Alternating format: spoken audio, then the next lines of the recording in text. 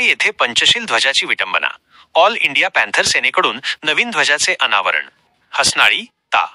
मुखेड जी.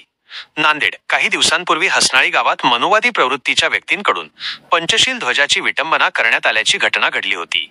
या घटनेचा निषेध करत ऑल इंडिया पॅन्थर सेनेने तात्काळ प्रशासनाकडे तक्रार केली आणि या प्रकरणाची दखल घेण्यास भाग पाडले. यानंतर प्रशासनाने गावातील नागरिकांसोबत एक सलोख्याची बैठक आयोजित केली. आज ऑल इंडिया पॅन्थर सेनेचे राष्ट्रीय अध्यक्ष संघर्ष नायक दीपकभाई केदार यांच्या आदेशानुसार नांदेड जिल्हा टीमने हसनाळी गावाला भेट दिली. यावेळी गावातील प्रतिष्ठित व्यक्ती, बौद्ध उपासक उपासिका आणि बालकांच्या उपस्थितीत तथागत भगवान गौतम बुद्ध आणि महामानव डॉक्टर बाबासाहेब आंबेडकर यांच्या प्रतिमांना वंदन करून नवीन धम्मध्वजाचे अनावरण करण्यात आले. या अनावरण प्रसंगी ऑल इंडिया पॅन्थर सेनेने मनुवादी प्रवृत्तीच्या शक्तींना थेट इशारा दिला आहे. यापुढे पुन्हा कधीही धम्मध्वजाची विटंबना करण्याचा प्रयत्न झाल्यास त्यांना पॅन्थर सेनेशी गाठ आहे असा सज्जड दम भरण्यात आला. ही माहिती ऑल इंडिया पॅन्थर सेना नांदेडचे जिल्हाध्यक्ष माधव भालेराव यांनी माध्यमांशी बोलताना दिली.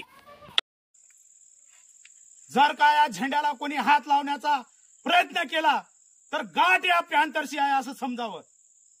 असं समजू नका की इथं 5 घरं आहेत, त्या 5 घराच्या पाठीशी ऑल इंडिया पॅन्थर सेनेचे राष्ट्रीय अध्यक्ष दीपक केदार आहेत. कदापि त्यांना कमजोर समजण्याचं काम या इथल्या प्रस्थापित आणि मनुवादी भडव्यानं करू नये.